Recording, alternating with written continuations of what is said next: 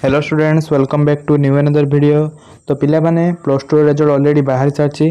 तो जो भी भाई मानकर प्लस टू एग्जाम भल है ना बा निज रिचेकिंग करने को चाहते सहित पिला माने जो मानकर गोटे सब्जेक्ट रे फेल होती तो से आउ थे परीक्षा देवाई सुजोग आसी।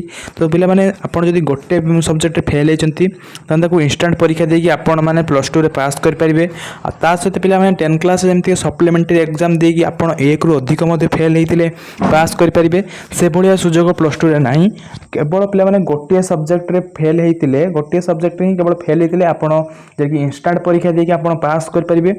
ताकू पिला माने आपन इंस्टाट परीक्षा देवाई रेजल्ट बाहर पिला माने रेजल्ट बाहर 1 मंथ आपको टाइम दिज्व। तो पिला माने से 1 मंथ मध्य आप इंस्टाट परीक्षा देकी आप पास करेंगे। आदि पिला माने पास करना आपको फेल बोली दिज्व। तो पुणी आप परवर्ती वर्ष पुणी आपको एग्जाम देकी पास करने को हम। तो पिला माने मे 30 तारिख रु जोटा कि आप रिचेकिंग उत्तर खाता रिचेकिंग आवेदन आरंभ हो सारी मैं आरंभ होगा जाऊँगी। सहित पिला उत्तर खाता को केमी करेंगे मुझे वीडियो कहि। सहित पिला जदि आप जानी ना कि इंस्टाट परीक्षा कौन तो मुझे कही रखुच्छी जोटा कि आपड़ जब गोटे सब्जेक्ट रे फेल होती आपड़ पिला इंस्टाट परीक्षा देकी पास करेंगे जुक्त 2 रे जोटा कि आप आर्ट्स बा कॉमर्स साइंस जो भी स्ट्रीम रे हूँ आप इंस्टाट परीक्षा देकी पास करेंगे। तो पिला माने सेटा जून 25 रु स्टार्ट हम जोटा कि पिला 2 दिन एग्जाम हम जहाँकि मुझे गोटे पढ़ी देखा दूसरी। उच्च माध्यमिक शिक्षा परिषद द्वारा परिचालित जुक्त 2 कला विज्ञान वाणिज्य धंदामूलक विभाग इंस्टाट परीक्षा जून 25 और 26 तारिख अनुष्ठित हम जहाँकि पिला 2 दिन हम। तो सेटा पिला 10टा रु 25 तारिख दिन 10टा रु अपराह्न 1 जैकि 3 घंटार 3 आवर पिला एग्जाम रहिबो।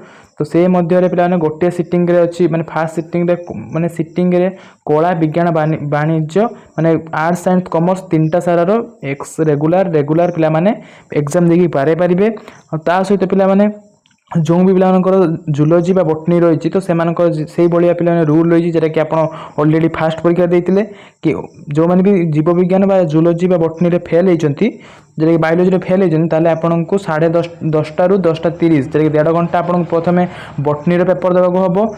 सहित पिला जूलोजी पेपर 20 मिनट पर आप खाता नहीं जा सारापर 20 मिनट गैप देकी आउ गोटे एग्जाम दि जाए जोटा कि आप ऑलरेडी थोड़े दे सारी मैंने निहाती जानी सारी।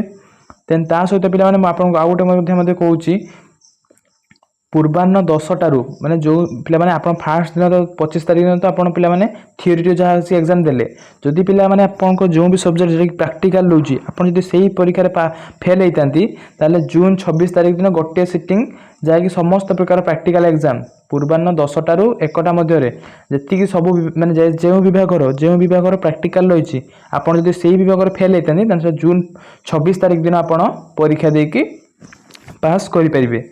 एथिपाई मे पिला माने आपन जे एग्जाम देबे तापाई फॉर्म फिलअप जून 28 बा मे 28 रु जून 2 मध्य आरंभ हम। फॉर्म फिलअप आपन करि परिबे जो भी पिला माने इंस्टांट एग्जाम जे कि गुटे विषय फेल होचंती आपन करि परिबे। आ ता सहित पिला माने जुक्त 2 रे परीक्षा देथिबे छात्र छात्री को उत्तर खाता जदि आपन को भाई माने मार्क आपन पिला माने संतुष्ट नाहंती जदि आपन को जहाँ भी मार्क आसी ताकू नहीं आप संतुष्ट ना सहित आप मार्क बढ़िया बोली आप आशा रखिंट तो सेटा मे 30 तारिख रु आवेदन परीक्षा प्रक्रिया आरंभ होगा जाऊँगी। तो नंबर को नहीं जदि कौन अभियोग थी तेने जून 13 तारिख में आवेदन करेंगे। जून 13 तारिख जाए आप समय रही आप जून 13 तारिख जाए आवेदन करेंगे। ता सहित पिला माने पेपर पिछा 200 टंका लेखा आपको देवाक हम। आप जो भी पेपर रिचेकिंग करने को चाहते आपको 200 टंका देवाक हम।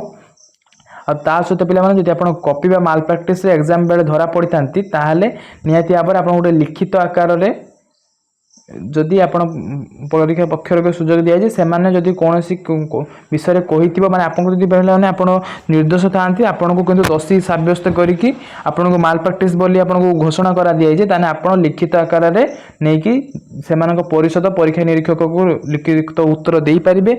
आ जदि पिला माने आपन माने एतिकी न करंती ताले आपन को आईन अनुसार कार्यानुष्ठान हबो। तो पिला माने जो भी जदि आपन माने कि आपन कोनोसी भी सांग जदि आ पई यही किसी दंडित होती तो तांको निहाती भाव में भिडियो शेयर करेंगे।